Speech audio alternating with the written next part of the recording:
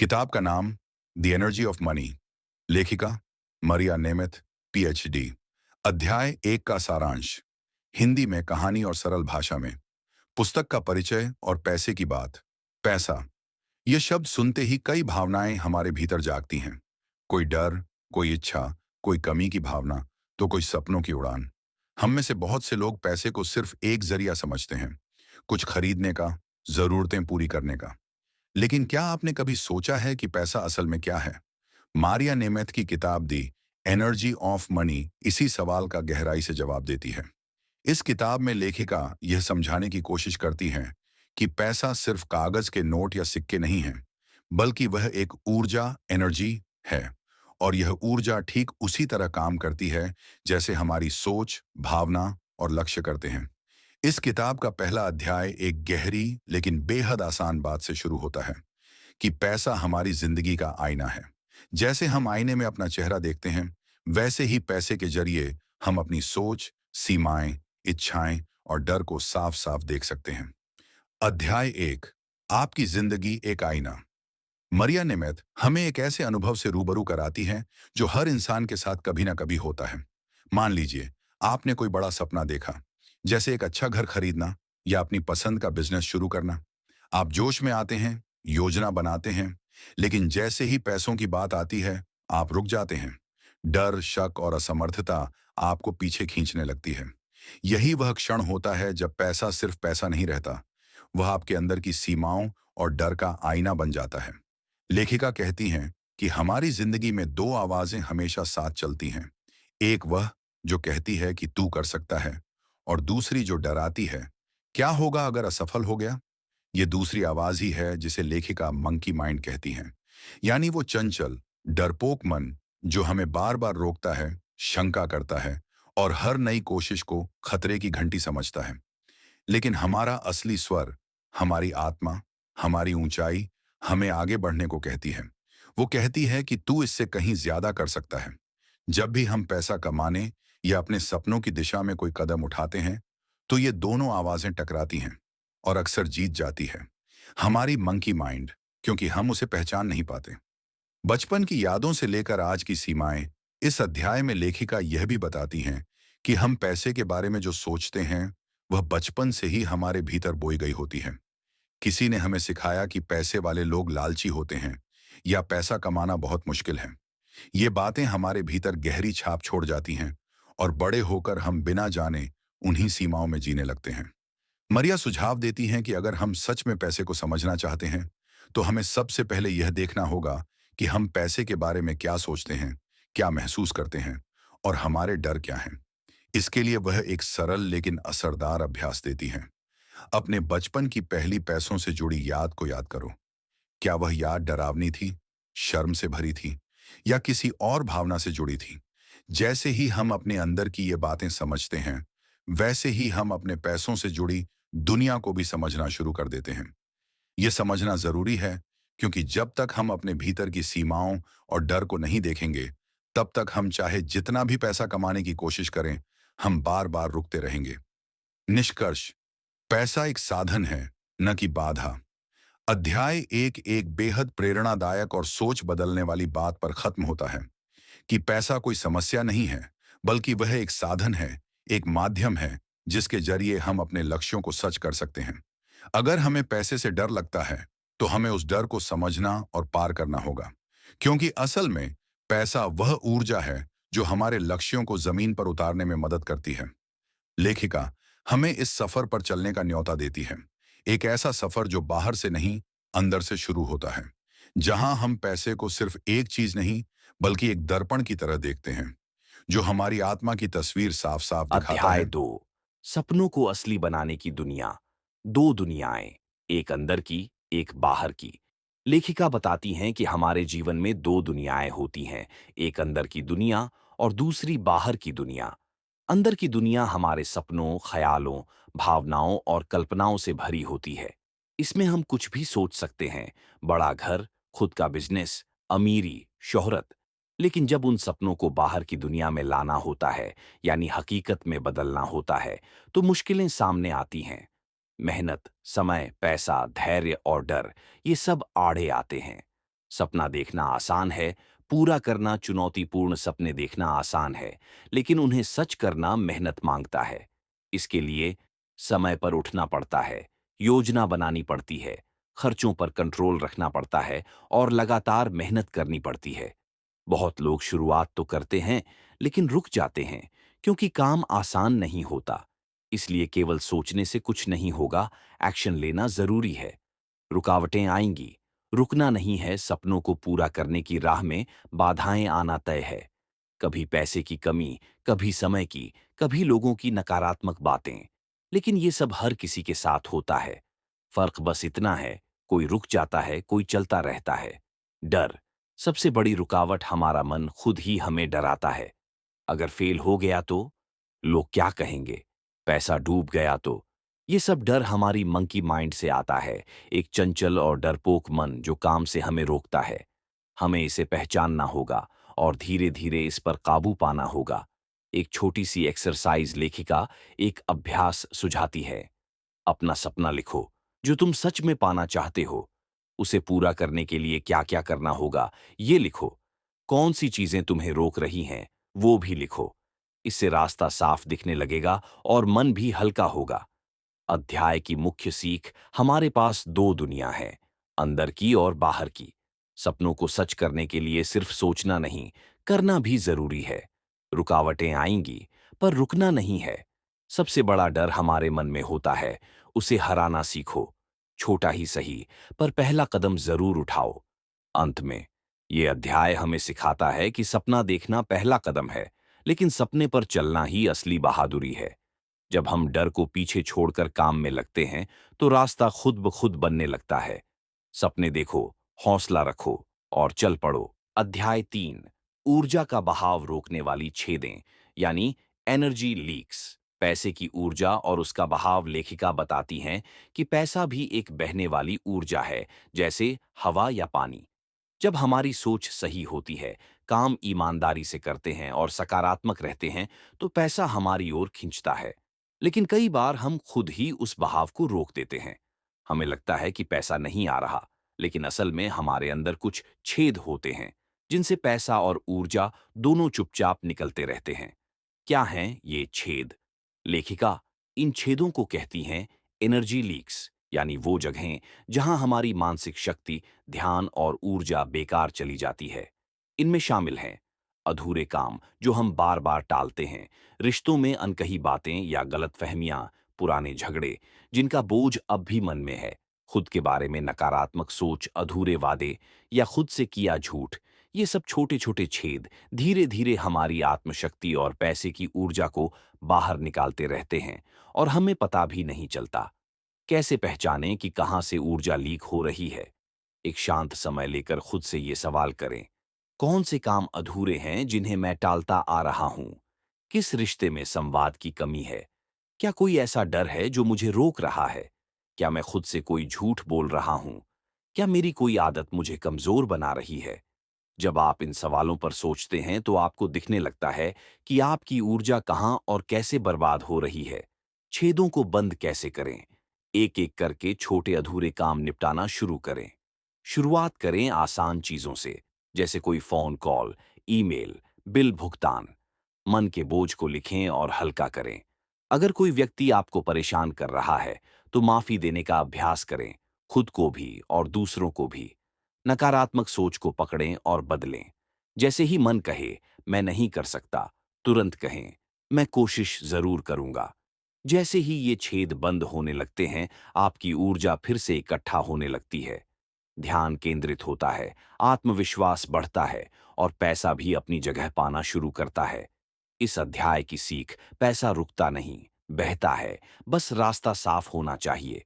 छोटी छोटी अधूरी चीजें हमारे अंदर बड़ी थकावट और रुकावट पैदा करती हैं। जब हम अपने जीवन के छेद भरते हैं, तो हमारे भीतर से नई ऊर्जा पैदा होती है। पैसे की स्थिरता और सफलता के लिए आत्मसफाई और मानसिक स्पष्टता जरूरी है। अंत में अध्याय 3 हमें यह एहसास कराता है कि बाहरी दुनिया को बदलने से पहले हमें अपनी अंदर की दुनिया को साफ करना होगा। अधूरी चीजों को पूरा करना, रिश्तों को सुलझाना और अपने मन को हल्का करना, ये छोटे छोटे कदम मिलकर बहुत बड़ा फर्क लाते हैं। जब अंदर की सफाई होती है, तब बाहर की दुनिया में चमक खुद ब खुद आ जाती है। अध्याय 4, आपका असली वादा ही खुद से किया गया सबसे बड़ा समझौता। क्या आपने कभी खुद से कोई वादा किया जो आज तक अधूरा है? क्या आप बार बार कुछ शुरू करते हैं और फिर छोड़ देते हैं? क्या आप भी चाहते हैं कि आपका पैसा, समय और मेहनत सब सही दिशा में लगे? तो फिर यह अध्याय खास आपके लिए है। खुद से किया गया वादा ही आपका सबसे बड़ा लक्ष्य। लेखिका कहती हैं कि हर इंसान के दिल में एक गहरा सपना छुपा होता है, कुछ ऐसा जो वो सच में करना चाहता है, लेकिन डर, आलस या आदतों के चलते वह उसे पूरा नहीं कर पाता। ये सपना सिर्फ एक ख्याल नहीं होता, ये होता है आपका असली मकसद, लाइफ्स इंटेंट। ये मकसद कोई भी हो सकता है। एक बड़ा बिजनेस खड़ा करना, दूसरों की मदद करना, कोई हुनर सीखना या खुद को पूरी तरह बदल देना। ये वही असली वादा होता है जो हमने कभी खुद से किया था और जो अब भी हमारे भीतर मौजूद है। लेकिन रुकावटें कहाँ आती हैं? हम वादा तो करते हैं, पर उसे निभाने का साहस नहीं करते। हम सोचते हैं, अभी सही समय नहीं है, या फिर डरते हैं, अगर मैं फेल हो गया तो? लेखिका कहती हैं कि जब हम अपने असली मकसद को पहचान लेते हैं और सचमुच उसके लिए खड़े हो जाते हैं, तो पूरा ब्रह्मांड हमारी मदद करने लगता है। वादा तोड़ने की कीमत, जब जब हम खुद से किया वादा तोड़ते हैं, जैसे मैं रोज समय पर उठूंगा, मैं पैसे बचाऊंगा, मैं अपना काम शुरू करूंगा, तो हमारी आत्मा धीरे धीरे कमजोर हो जाती है। हमारा आत्मविश्वास टूटता है और फिर ध्यान, ऊर्जा और पैसा सब बिखरने लगता है। असल ईमानदारी दूसरों से पहले खुद से होनी चाहिए। कैसे खोजें अपना असली वादा? एक सरल अभ्यास करें। शांत जगह पर बैठिए, आंखें बंद करें और कुछ देर गहरी सांस लें। अपने मन से 2 सवाल पूछिए। अगर मुझे कोई डर न हो, तो मैं क्या करना चाहूंगा? अगर पैसा कोई समस्या न हो, तो मैं क्या बनना चाहूंगा? आपका जो जवाब आए, वही है आपका सच्चा मकसद, वही है आपका असली वादा। अब उसे जिए। हर दिन अपने मकसद को कागज पर साफ साफ लिखिए, उसे रोज पढ़िए, उसके लिए हर दिन एक छोटा सा कदम उठाइए। धीरे धीरे आपको महसूस होगा कि मन शांत हो रहा है, आत्मविश्वास बढ़ रहा है और पैसा, अवसर और ऊर्जा खुद चलकर आपकी ओर आ रहे हैं। इस अध्याय से क्या सीखा? हर इंसान के भीतर एक गहरा सपना होता है, उसे पहचानना जरूरी है। खुद से किया गया वादा सबसे पवित्र और ताकतवर होता है। डर, आलस और टाल-मटोल हमारी सबसे बड़ी रुकावटें हैं। असली खुशी तब मिलती है जब हम अपने मकसद के रास्ते पर चलते हैं। जब आप सच्चाई से चलना शुरू करते हैं, तो सफलता खुद ब खुद पास आने लगती है। अंत में यह अध्याय हमें अपने भीतर झांकने और खुद से जुड़ने का रास्ता दिखाता है। जब आप अपने सच्चे मकसद के साथ खड़े होते हैं, तो आपकी सोच, मेहनत और पैसा सब एक दिशा में लगते हैं। आपका असली वादा ही आपके जीवन का असली रास्ता है। अध्याय 5, आदतों का जाल और वही पुरानी कहानी। एक कहानी जो हर किसी की है। एक बार की बात है, एक आदमी हर दिन सुबह उठकर सोचता था कि अब बहुत हो गया, अब मैं अपने पैसे की चिंता बंद करूंगा, अब मैं कुछ नया शुरू करूंगा। लेकिन जैसे ही दिन शुरू होता, वो फिर उसी पुराने चक्र में फंस जाता। फोन पर बातें, सोशल मीडिया पर समय, बिना जरूरत की शॉपिंग, छोटे छोटे बहाने, और फिर शाम होते ही वही सोच, आज भी कुछ खास नहीं किया। ये आदमी कोई और नहीं था, हम में से बहुत से लोग ऐसे ही होते हैं। हैबिट पैटर्न्स एक बार शुरू हुई तो चलती ही जाती है। लेखिका कहती हैं कि हमारे जीवन में कुछ पुराने रास्ते बन चुके होते हैं। जैसे एक बार बारिश में जमीन पर रास्ता बनता है, वैसे ही हमारी सोच और व्यवहार में भी कुछ गहरे रास्ते बन जाते हैं। डर के, टालने के, खुद को रोकने के। ये आदतें हमें उसी जगह लाकर फिर से खड़ा कर देती हैं जहां से हम भागना चाहते हैं। जैसे, मैं पैसे को संभाल नहीं सकता, मेरे पास समय नहीं है, मुझे पहले सब ठीक करना होगा, तभी कुछ नया शुरू करूंगा। इन आदतों की सबसे खतरनाक बात यह है कि हम इन्हें सही मानने लगते हैं। कैसे पहचानें ये आदतें? मरिया कहती हैं, अपने जीवन को एक फिल्म की तरह देखो, बिना किसी बहाने के। हर बार जब आप कोई नया काम शुरू करने लगते हैं और रुक जाते हैं, वहां पर जरा रुकिए और खुद से पूछिए, क्या मैं इस स्थिति में पहले भी आ चुका हूं? अगर जवाब हाँ है, तो आप पुराने पैटर्न में फंसे हुए हैं। इन आदतों के पीछे छुपा डर, इन सभी आदतों के पीछे अक्सर एक ही चीज होती है, डर। डर कि अगर मैंने कोशिश की और हार गया तो? डर कि लोग क्या कहेंगे? डर कि मेरे पास काबिलियत नहीं है। लेकिन ये डर सच नहीं होता, ये सिर्फ मंकी माइंड का खेल होता है और हम उसमें उलझ जाते हैं। कैसे तोड़ें इस जाल को? लेखिका एक बहुत प्यारा तरीका बताती है। अगर आप बदलाव लाना चाहते हैं तो बहुत बड़ा कदम मत उठाइए। बस एक छोटा नया रास्ता बनाना शुरू करिए। रोज का एक छोटा कदम। जैसे हर दिन 5 मिनट पैसे का हिसाब लिखना, एक छोटा खर्च कम करना, सुबह का 1 घंटा सिर्फ अपने लक्ष्य को देना। धीरे धीरे ये छोटे कदम एक नया रास्ता बनाते हैं और पुराना रास्ता मिटने लगता है। एक कहानी आपसे भी जुड़ी है। मान लीजिए आप एक नदी के किनारे खड़े हैं। सामने उस पार वो जीवन है जो आप चाहते हैं, पैसा, आत्मविश्वास, शांति, आजादी। लेकिन बीच में एक पुराना पुल है, टूटा, जर्जर और डरावना। हर दिन आप उस पुल को देखते हैं पर वापस मुड़ जाते हैं। अब समय है नया पुल बनाने का, अपने हाथों से, अपने छोटे कदमों से। अध्याय की सीख। हमारी आदतें हमारी सबसे बड़ी रुकावट हैं। बार बार एक ही सोच में फंसना हमें आगे नहीं बढ़ने देता। डर और बहाने हमारी ऊर्जा चूस लेते हैं। छोटे छोटे नए कदम उठाकर हम अपना रास्ता बदल सकते हैं। जागरूकता और ईमानदारी से देखना ही पहला इलाज है। अंत में यह अध्याय हमें एक गहरा आईना दिखाता है कि हम किस चक्र में फंसे हुए हैं, लेकिन साथ ही यह हमें रास्ता भी दिखाता है कैसे हम खुद को बदल सकते हैं। पैसा, ऊर्जा और शांति उसी ओर बहती हैं जहां सच्चाई, जागरूकता और कर्म होता है। अब सवाल ये है, क्या आप तैयार हैं पुरानी कहानी छोड़कर अपनी नई कहानी लिखने के लिए? अगर आप इसे किसी स्क्रिप्ट या वीडियो के लिए और अधिक संवादात्मक बनाना चाहते हैं, तो बताइए, मैं उसमें आपकी मदद कर सकता हूं। बताइए, क्या अगला अध्याय शुरू करें? अध्याय 6, अपने डर का सामना करना। और छाया से दोस्ती कहानी एक डर की जो दिखता नहीं पर रोकता है। कल्पना कीजिए कि आप एक अंधेरी गली में चल रहे हैं। रास्ता सुनसान है, अकेले हैं। अचानक आपको सामने किसी की परछाई दिखती है। दिल तेज धड़कने लगता है, डर घेर लेता है। लेकिन जब आप पास जाकर ध्यान से देखते हैं, तो पता चलता है कि वो परछाई आप ही की थी। बस यही कहानी है हमारे डरों की। वो हमें रोकते हैं, डराते हैं, लेकिन जब हम सच में उनका सामना करते हैं, तो समझ आता है कि वो हमारे ही मन की परछाइयां थीं। डर कैसे काम करता है? लेखिका कहती हैं कि हमारे अंदर एक मंकी माइंड होता है, जो हर नई चीज पर शक करता है, हर बदलाव से डरता है और हमें पुराने तरीके से चिपका कर रखता है। अगर मैंने पैसा इन्वेस्ट किया और डूब गया तो? अगर मैंने बिजनेस शुरू किया और फेल हो गया तो? अगर लोगों ने मुझे जज किया तो? ये डर सिर्फ हमारे सपनों को नहीं रोकते, ये हमारी ऊर्जा भी खा जाते हैं। हम थकते हैं, उलझते हैं और फिर सोचते हैं, शायद ये मेरे बस का नहीं। डर को नकारो मत, देखो, समझो और चलो। मरिया कहती हैं, डर को दबाना या नकारना कोई समाधान नहीं है। हमें चाहिए कि हम अपने डर को देखें, उसका नाम लें और फिर भी आगे बढ़ें। जैसे अगर डर ये है, मैं कभी भी पैसे को सही से नहीं संभाल पाऊंगा, तो आप खुद से कहें, हाँ, ये डर है मेरे अंदर, लेकिन मैं इसे मानकर भी एक छोटा कदम उठा सकता हूं। डर को देखना, उसे समझना और फिर एक्शन लेना, यही असली शक्ति है। डर को देखने का अभ्यास लेखिका एक सुंदर अभ्यास सुझाती है।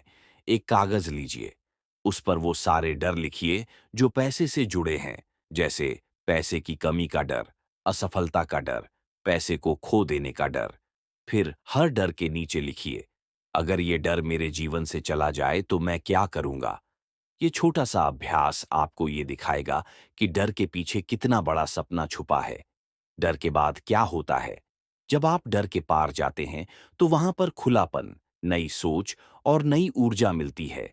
आप महसूस करते हैं कि मैंने इतने साल जिस चीज से भागा, वो डरने लायक था ही नहीं। ये ऐसा ही है जैसे कोई बच्चा पहली बार साइकिल चलाने से डरता है, गिरता है, रोता है, लेकिन एक बार चलाना आ गया तो फिर सारा डर खत्म हो जाता है। एक छोटी कहानी जो हम सब पर लागू होती है। रीना नाम की एक लड़की थी जो हमेशा कहती थी, मैं पैसे की गिनती नहीं कर सकती, मैं बहुत कंफ्यूज हो जाती हूँ। वो हर बार बही खाता, बैंक स्टेटमेंट या बिल देखकर घबरा जाती थी। एक दिन उसने फैसला किया, मैं अपने डर का सामना करूंगी। उसने रोज 10 मिनट बैठकर सिर्फ अपने खर्चे लिखने शुरू किए। पहले पहले हाथ कांपे, फिर मन भटका, लेकिन हफ्ते भर बाद उसे एक नशा सा लग गया। एक महीने में उसका डर नियंत्रण में बदल गया और पैसा भी उसकी जिंदगी में रुकने लगा। इस अध्याय की सीख, डर दिखता बड़ा है, पर असल में वो हमारी ही परछाई होता है। डर को पहचानना और मानना बहुत जरूरी है। जब आप डर को छूते हैं, तभी आप उसकी ताकत से ऊपर उठते हैं। डर के उस पार ही आपकी असली आजादी और पैसा है। छोटे छोटे अभ्यास और रोज का साहस बड़ा बदलाव लाते हैं। अंत में अध्याय 6 हमें बताता है कि डर को देखकर भागना नहीं, बल्कि उसका हाथ पकड़कर चलना सीखिए। डर कोई दीवार नहीं है, वो एक दरवाजा है, जिसे खोलते ही आप अपनी असली शक्ति से जुड़ जाते हैं।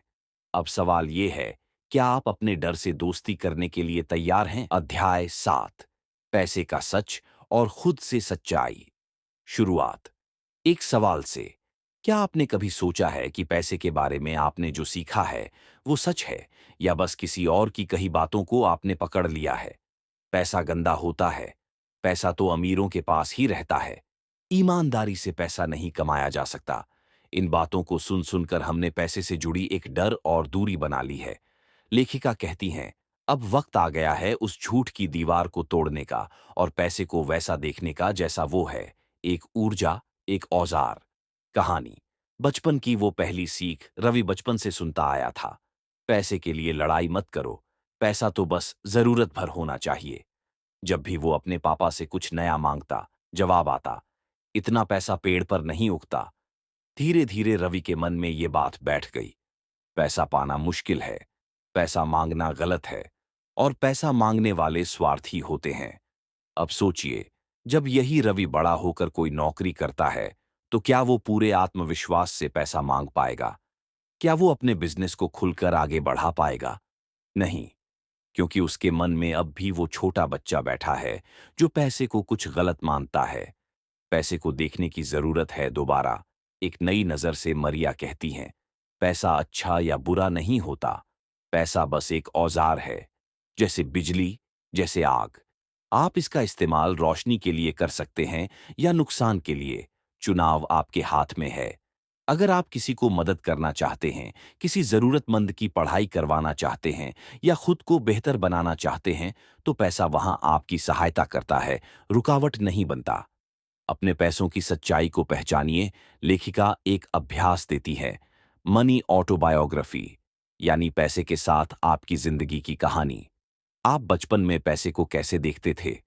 आपके माता पिता पैसे के बारे में क्या सोचते थे? क्या आज भी पैसे को लेकर डर या शर्म है? क्या आप खुले दिल से पैसा मांग सकते हैं या देने में डरते हैं? जब आप इन सवालों के जवाब लिखते हैं, तो आपको समझ में आता है कि आपका आज का व्यवहार कहां से आया है। कैसे बदलें पैसे को देखने का तरीका? मरिया कहती हैं, पैसे को दोष देना बंद कीजिए। पैसे से प्यार कीजिए, लेकिन चिपकिए मत। पैसे को अपनाइए, जैसे आप किसी अच्छे दोस्त को अपनाते हैं। अगर वो कम है, तो भी उसका आदर करें। अगर ज्यादा है, तो भी घमंड न करें। जब आप पैसे को सम्मान से देखते हैं, तो पैसा भी आपकी ओर बहना शुरू करता है। इस अध्याय की सीख, पैसे के बारे में हमारी सोच बचपन से बनी होती है। डर, शर्म या दोष लगाकर हम पैसे को दूर कर देते हैं। पैसा अच्छा या बुरा नहीं होता, ये बस एक ताकत है। हमें पैसे को समझने, अपनाने और उसका सम्मान करने की जरूरत है। जब आप पैसे को सहजता से स्वीकारते हैं, तो वो भी आपको अपनाता है। एक आखिरी बात, खुद से सच्चाई। लेखिका कहती हैं, सच्चा धन तब आता है जब आप खुद से सच्चे होते हैं। पैसे से डरना बंद करिए, उसे समझिए और उसे जिम्मेदारी से संभालिए, क्योंकि अंत में पैसा भी वही जाता है जहां उसे सम्मान और स्पष्टता मिलती है। अंत में यह अध्याय हमें सिखाता है कि पैसे से दूरी बनाकर हम खुद से भी दूर हो जाते हैं। पैसे को दोष देना बंद करिए, उसकी भाषा सीखिए, उसकी ऊर्जा को समझिए, क्योंकि पैसा न किसी का दुश्मन है न दोस्त, वो सिर्फ आईना है जो आपकी सोच को दिखाता है। अब सोचिए, आपने पैसे को अब तक कैसे देखा है और अब से कैसे देखना चाहते हैं? अध्याय 8 स्पष्टता का जादू। जब रास्ता दिखने लगे, शुरुआत एक सवाल से, क्या आप वाकई जानना चाहते हैं? आप क्या चाहते हैं? बहुत बार हम कहते हैं, मुझे ज्यादा पैसा चाहिए, मुझे आजादी चाहिए, मुझे कुछ बड़ा करना है। लेकिन जब कोई हमसे पूछता है, क्या, कैसे, कितना, कब, तो हम झिझक जाते हैं। क्यों? क्योंकि हमारे अंदर स्पष्टता, क्लैरिटी की कमी होती है। बिना नक्शे की यात्रा। एक कहानी कल्पना कीजिए कि आप किसी शहर में पहली बार गए हैं। आपको कहीं पहुंचना है, लेकिन आपके पास न तो नक्शा है, न ही कोई पता। आप बस इधर-उधर भटक रहे हैं, किसी से रास्ता पूछते हैं, कुछ समझ आता है, कुछ नहीं। क्या आप पहुंच पाएंगे? शायद, लेकिन बहुत देर से, थक कर और कई बार गलत मोड़ ले चुके होंगे। यही होता है जब हम जीवन और पैसे के रास्ते पर बिना स्पष्टता के चलते हैं। क्लैरिटी, जब चीजें साफ दिखती हैं। मरिया कहती हैं, स्पष्टता कोई मंजिल नहीं है, ये एक ऊर्जा है जो रास्ता रोशन करती है। जब आप साफ-साफ जानते हैं कि आपको कितना पैसा, किस लिए और कब तक चाहिए, तो आप सिर्फ सपने नहीं देखते, आप उन्हें पूरा करने की दिशा में चलने लगते हैं। कितना निवेश करोगी? कौन सा बिजनेस? वो चुप हो जाती। फिर एक दिन उसने बैठकर अपने लिए ये सवाल लिखे, मैं क्या करना चाहती हूँ? इसके लिए मुझे कितना पैसा चाहिए? मैं कब तक शुरू करना चाहती हूँ? मेरा पहला कदम क्या होगा? जैसे ही उसने इन सवालों के जवाब लिखे, मानो धुंध छूट गई। अब उसके पास दिशा थी, उद्देश्य था और मन में एक सुकून था। अभ्यास, स्पष्टता का चार्ट। लेखिका एक बहुत सरल अभ्यास बताती है। एक कागज पर 3 कॉलम बनाइए। मैं क्या चाहता, चाहती हूँ। मुझे इसके लिए क्या करना होगा? पहला छोटा कदम क्या होगा? हर लक्ष्य के लिए एक-एक लाइन भरिए। उदाहरण, मैं क्या चाहता हूँ, इसके लिए क्या करना होगा? पहला कदम 50,000 रुपए की सेविंग, हर महीने 5,000 रुपए बचाना, खर्चों की लिस्ट बनाना। इस चार्ट को रोज देखिए, ये आपके दिमाग को दिशा देगा। स्पष्टता से डर क्यों लगता है? कई बार लोग सोचते हैं, अगर मैंने साफ-साफ बोल दिया कि मुझे क्या चाहिए और मैं नहीं कर पाया, तो क्या होगा? लोग हंसेंगे, मैं शर्मिंदा हो जाऊंगा। इसलिए वो अस्पष्ट बातें करते हैं, गोलमोल जवाब देते हैं। लेकिन मरिया कहती हैं, स्पष्टता शर्म नहीं लाती, बल्कि हिम्मत और आत्मविश्वास लाती है। इस अध्याय की सीख, बिना स्पष्टता के पैसा भी नहीं आता और मन की शांति भी नहीं। जब आप साफ बोलते हैं कि क्या चाहते हैं, तभी रास्ता बनता है। डर को छोड़िए और अपने सपनों को नाम दीजिए। एक-एक कदम को कागज पर लिखिए, वही बनता है जिंदगी का नक्शा। अंत में अध्याय 8 हमें सिखाता है कि सपने सिर्फ महसूस करने के लिए नहीं होते, उन्हें बोलने, लिखने और चलने की जरूरत होती है। स्पष्टता वो रोशनी है जो हमारी अंदर की ऊर्जा को बाहर लाती है और पैसा उसी रोशनी की तरफ खींचता है। अब खुद से पूछिए, क्या आपने आज तक अपने सपनों को पूरी तरह स्पष्ट किया है? अगर नहीं, तो क्या आज वो पहला दिन हो सकता है? अध्याय 9 कमिटमेंट की ताकत को जब आप ठान लेते हैं। शुरुआत एक सच्चाई से, चाहने से कुछ नहीं होता, ठानने से होता है। हम सब कहते हैं, मैं पैसा कमाना चाहता हूं, मैं बिजनेस शुरू करना चाहता हूं, मैं अपना कर्ज चुकाना चाहता हूं। लेकिन क्या हम वाकई ठानते हैं या बस चाहते रह जाते हैं? मरिया कहती हैं, कमिटमेंट, संकल्प और चाहत में जमीन आसमान का फर्क है। चाहना सपना है, ठान लेना बदलाव है। कहानी, जहां सपना अधूरा रह गया। अमन एक होशियार लड़का था। उसके पास आइडिया भी था, टैलेंट भी और पैसा कमाने की इच्छा भी। लेकिन वो रोज कहता, मैं एक दिन कुछ बड़ा करूंगा। वो एक दिन कभी आया ही नहीं, क्योंकि अमन ने बस चाहा था, कभी ठाना नहीं था। ठानने वाला इंसान कहता है, आज से शुरुआत, चाहे जैसे भी हो, चाहे डर हो, चाहे गलती हो, मैं पीछे नहीं हटूंगा। कमिटमेंट की दीवारें क्या आपको भी रोकती हैं? लेखिका बताती हैं कि जब हम कोई कमिटमेंट करते हैं, तो हमारे सामने 3 चीजें जरूर आती हैं। डर, अगर मैं असफल हो गया तो? थकान, इतना लंबा रास्ता है, कैसे होगा? शंका, क्या मैं सच में कर पाऊंगा? यही 3 चीजें हैं जो हमें रुकने, टालने और बहाने बनाने पर मजबूर करती हैं। लेकिन अगर आप कमिटमेंट को सच्चे मन से निभाते हैं, तो ये डर, थकान और शंका धीरे-धीरे पिघलने लगती है। छोटे-छोटे एक्शन, कमिटमेंट का असली रूप, मरिया कहती है। कमिटमेंट कोई बड़ी बात बोलने से नहीं बनता, वो रोज के छोटे छोटे कामों से बनता है। जैसे अगर आप सेविंग करना चाहते हैं तो रोज 100 रुपये बचाइए। अगर आप फिट होना चाहते हैं तो रोज 10 मिनट वॉक कीजिए।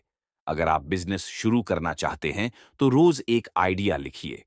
छोटे कदम ही बड़ी मंजिल की ओर ले जाते हैं। एक अभ्यास, कमिटमेंट का वादा। एक कागज लीजिए और लिखिए, मैं किस चीज के लिए पूरी तरह कमिटेड हूं। उदाहरण, मैं 6 महीने में 1 लाख रुपए की सेविंग करना चाहता हूं। मैं आज से कौन सा एक छोटा कदम उठाऊंगा। उदाहरण, मैं रोज 200 रुपये अलग रखूंगा। अगर मैं रास्ते से भटक गया तो खुद को कैसे याद दिलाऊंगा। उदाहरण, हर दिन रात को खुद से पूछूंगा, क्या मैंने आज अपना काम किया। लाइट बुल कमिटमेंट आपको बदलता है और आपके चारों ओर की चीजें भी। जब आप अपने शब्द पर टिकते हैं, जब आप खुद से किया वादा निभाते हैं, तो आपके अंदर एक नई ताकत जागती है। आपका आत्मविश्वास बढ़ता है, आपका ध्यान मजबूत होता है और धीरे धीरे पैसा, अवसर और सफलता आपकी ओर खींचने लगती है। इस अध्याय की सीख, चाहना आसान है, ठानना मुश्किल, लेकिन असली बदलाव वहीं से शुरू होता है। डर, थकान और शंका आपको परखने आती है, हारने नहीं। रोज के छोटे कदम ही कमिटमेंट को असली बनाते हैं। जब आप खुद से वादा निभाते हैं तो दुनिया भी आपको गंभीरता से लेने लगती है। अध्याय 9 हमें सिखाता है कि पैसा और सफलता उन लोगों के पास आती है जो अपने शब्दों पर खरे उतरते हैं, जो सिर्फ बातें नहीं करते बल्कि हर दिन कुछ करते हैं। तो अब खुद से पूछिए, क्या आप सिर्फ चाहते हैं या आप ठान चुके हैं। अध्याय 10 रुकावटें नहीं, संकेत हैं और चुनौतियां भी रास्ता दिखाती हैं। जब हम रुकते हैं, वहीं असली खेल शुरू होता है। आपने कभी ये महसूस किया है, जैसे ही आपने कोई बड़ा फैसला लिया, जैसे बचत शुरू करने का, नया काम शुरू करने का, कर्ज चुकाने का, तभी अचानक कुछ उल्टा होने लगा। जरूरी खर्च आ गया, तबीयत खराब हो गई, किसी ने मजाक उड़ाया। तो क्या इसका मतलब ये है कि आप गलत रास्ते पर हैं? बिल्कुल नहीं। मरिया कहती हैं, जब आप सच्चाई की ओर बढ़ते हैं तो जीवन आपको परखता है। चुनौतियां और उनके इशारे लेखिका इस अध्याय में समझाती हैं कि हम जिन बातों को रुकावट समझते हैं, वो असल में संकेत होते हैं। वे हमें बताने आते हैं कि हम कहाँ अटके हुए हैं, हमारे अंदर कौन सी पुरानी सोच हमें पीछे खींच रही है और हमें अपने अंदर क्या बदलना है। ये रुकावटें हमें मजबूत करने आती हैं, तोड़ने नहीं। कहानी, रेखा की परीक्षा। रेखा ने ठान लिया था कि वो हर महीने 5,000 रुपये बचाएगी। पहले महीने ठीक रहा। दूसरे महीने अचानक उसकी मां की तबीयत बिगड़ गई, पैसे खर्च हो गए। तीसरे महीने ऑफिस में एक्स्ट्रा काम आ गया, थक कर वो कुछ नहीं कर पाई। उसने सोचा, शायद ये बचत की कोशिश मेरे लिए नहीं है। लेकिन फिर उसने मरिया की ये बात पढ़ी। हर रुकावट एक सवाल लेकर आती है, क्या तुम अभी भी वही चाहते हो जो तुमने कहा था। रेखा ने जवाब दिया, हाँ। और फिर उसने हार नहीं मानी। धीरे धीरे उसकी सेविंग फिर से पटरी पर आ गई। आंतरिक आवाजें जो आपको रोकती हैं, जब भी आप कोई कमिटमेंट करते हैं तो अंदर से कुछ आवाजें उठती हैं। तू कौन होता है इतना बड़ा सपना देखने वाला, अब तक कुछ नहीं किया, अब क्या करेगा, कहीं फिर से नाकाम हो गया तो। मरिया इन्हें कहती हैं मंकी माइंड, यानी कूदती हुई डराने वाली सोच। इनका एक ही इलाज है, ध्यान से सुनो, लेकिन उन पर भरोसा मत करो। डर को देखकर भी आगे बढ़ो। अभ्यास, रुकावटों की डायरी। जब भी आप किसी काम में अटक जाएं, कुछ न कुछ गड़बड़ हो जाए, एक डायरी में लिखिए, क्या हुआ, मैंने क्या सोचा, मैं क्या कर सकती हूं। उदाहरण, क्या हुआ, पैसे की तंगी मेरी सोच, मैं कभी सेव नहीं कर पाऊंगा। मैं क्या कर सकता हूं, खर्चों की दोबारा समीक्षा करूंगा। ये डायरी आपको अपनी पुरानी सोच को पकड़ने और नई दिशा में कदम उठाने में मदद करेगी। अध्याय की सबसे बड़ी बात, हर बार जब कोई रुकावट आए तो सोचिए, ये जीवन मुझसे पूछ रहा है, क्या तू वाकई तैयार है वो बनने के लिए जो तू कहता है। अगर आपका जवाब हाँ है, तो फिर डरिए मत, चलते रहिए। इस अध्याय की सीख, रुकावटें दुश्मन नहीं, रास्ते के बोर्ड हैं जो आपको चेतावनी देते हैं कि अब आपको और मजबूत होना है। अंदर की डरावनी आवाजें सिर्फ आदत हैं, हकीकत नहीं। जब आप हर मुश्किल में भी अपने संकल्प पर टिके रहते हैं, तभी पैसा, शांति और सफलता धीरे धीरे आपकी ओर चलने लगते हैं। अंत में, अध्याय 10 हमें ये समझाता है कि जब राह कठिन होने लगे तभी असली सफर शुरू होता है। आपका कमिटमेंट तभी सच्चा होता है जब वो चुनौतियों के बीच भी जिंदा रहता है। अब खुद से पूछिए, क्या आप अपनी अगली रुकावट को डर की तरह लेंगे या एक संदेश की तरह? क्या आप आज भी वही चाहते हैं जो आपने कल कहा था? अध्याय 11 संसाधनों का सही उपयोग और जो आपके पास है उसका सदुपयोग। शुरुआत एक सवाल से, क्या आप अपने पास जो कुछ भी है उसका सही इस्तेमाल कर पा रहे हैं? हम अक्सर कहते हैं, मेरे पास पर्याप्त समय नहीं है, मेरे पास पैसे नहीं हैं, या मेरे पास अच्छे अवसर नहीं हैं। लेकिन सच यह है कि सफलता की शुरुआत हमारे पास जो है उसे समझने और उपयोग करने से होती है। मरिया कहती हैं, आपके पास जो कुछ भी है वही आपकी सबसे बड़ी पूंजी है, बस उसे पहचानने की जरूरत है। कहानी, राहुल की सीख। राहुल एक मध्यम वर्गीय परिवार से था। ना ज्यादा पैसे, ना कोई खास नेटवर्क, लेकिन उसके पास था इच्छा शक्ति, समय और सीखने की भूख। उसने अपनी छोटी सी बचत से एक किताब खरीदी, हर दिन 1 घंटा पढ़ाई और आत्मविकास के लिए निकाला। दोस्तों से सीखा, यूट्यूब वीडियो देखे, फ्री वेबिनार अटेंड किए। धीरे धीरे वही राहुल अपनी मेहनत से एक नेटवर्क मार्केटिंग टीम खड़ी करता है और खुद मार्गदर्शक बन जाता है। सबक जो है उसका पूरा उपयोग करो, वही आगे बढ़ने की राह बनाता है। कैसे करें संसाधनों का बेहतर उपयोग? मरिया के 4 मंत्र। पहचानिए आपके पास क्या है। समय, पैसा, ऊर्जा, कौशल, रिश्ते, अनुभव। एक लिस्ट बनाएं। योजना बनाएं, इनका कैसे उपयोग करें। कम पैसा है, खर्च पर कंट्रोल करें। समय कम है, फोकस करें और डिस्ट्रैक्शंस हटाएं। नेटवर्क को सक्रिय करें। दोस्त, मेंटर, पुराने क्लाइंट, ये सब आपके संसाधन हैं। उन्हें संपर्क करें, जुड़ें, सीखें। शक्तियों को पहचानें। आप में क्या विशेषता है? क्या आप अच्छा बोलते हैं, लिखते हैं, समझाते हैं? उसी ताकत को व्यवसाय से जोड़िए। अभ्यास, संसाधन चार्ट बनाएं। संसाधन, मैं इसका उपयोग कैसे कर सकता हूं? मेरी ताकत, मैं क्या नया सीखना चाहता हूं?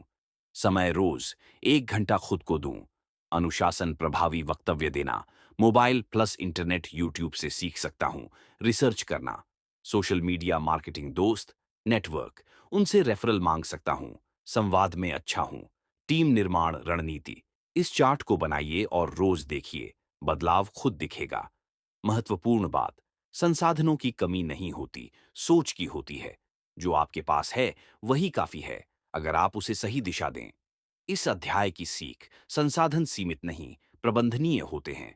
सबसे छोटा साधन भी सही दृष्टिकोण से बड़ा असर कर सकता है। खुद को समझना अपने मिशन की शुरुआत है। जो है उसी से रास्ता निकलेगा, सही सोच और योजना से। अंत में एक सवाल खुद से पूछिए, क्या मैं अपने पास मौजूद हर संसाधन को पूरी समझदारी से इस्तेमाल कर रहा हूं? क्या मैं अपने सपनों को पूरा करने की दिशा में हर छोटे कदम की अहमियत समझ रहा हूं? अगर नहीं, तो आज से शुरुआत करें, क्योंकि आपके पास जो है वही आपकी सबसे बड़ी ताकत है। अध्याय 12 पूरा होना और आगे बढ़ना। आपका वित्तीय और जीवन सफर। शुरुआत एक सोच से। क्या आप अपने जीवन के हर हिस्से में पूरा महसूस करते हैं? हम में से बहुत से लोग दिन रात मेहनत करते हैं, पैसे कमाते हैं, जिम्मेदारियां निभाते हैं, पर क्या भीतर से हम संतुष्ट हैं? क्या जीवन के हर पहलू में हम पूरा महसूस करते हैं? मरिया नेमेथ कहती हैं, पैसा सिर्फ नोट नहीं होता, वह हमारी ऊर्जा, हमारे फैसले और हमारे सपनों का प्रतिबिंब होता है। कहानी, सीमा की समझ। सीमा एक जिम्मेदार महिला थी। नौकरी, घर, बच्चों की पढ़ाई, सब कुछ संभाल रही थी। उसका बैंक बैलेंस बढ़ रहा था, लेकिन दिल में एक खालीपन था। फिर उसने अपने आप से एक सवाल किया, मैं इतना सब कुछ कर रही हूं, फिर भी अधूरा क्यों लग रहा है? सीमा ने अपने जीवन को नए तरीके से देखना शुरू किया। उसने अपने लिए मी टाइम रखा, परिवार के साथ समय बिताया, ध्यान और किताबों के जरिए खुद को जाना यहीं से शुरू हुआ। उसका सफर, धन के साथ संतुलन का।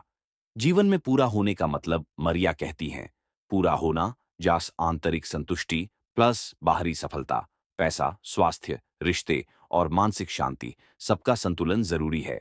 पैसा आपकी ऊर्जा का एक रूप है, इसे जहां लगाओगे वही फल देगा। अभ्यास, अपनी जिंदगी का मापन नीचे दिए गए क्षेत्रों की लिस्ट बनाएं। काम, पैसा, स्वास्थ्य, रिश्ते, आत्मिक विकास, हर क्षेत्र को 1 से 10 तक रेट करें। आप कितना संतुष्ट हैं? अब सोचिए, कौन से हिस्से अधूरे हैं? आप वहां क्या सुधार ला सकते हैं? हर क्षेत्र के लिए एक छोटा सा एक्शन प्लान बनाएं। जैसे रिश्तों के लिए हर हफ्ते किसी प्रियजन को कॉल करें। स्वास्थ्य के लिए रोज 15 मिनट चलना शुरू करें। पैसा, एक खर्च ट्रैकर ऐप डाउनलोड करें।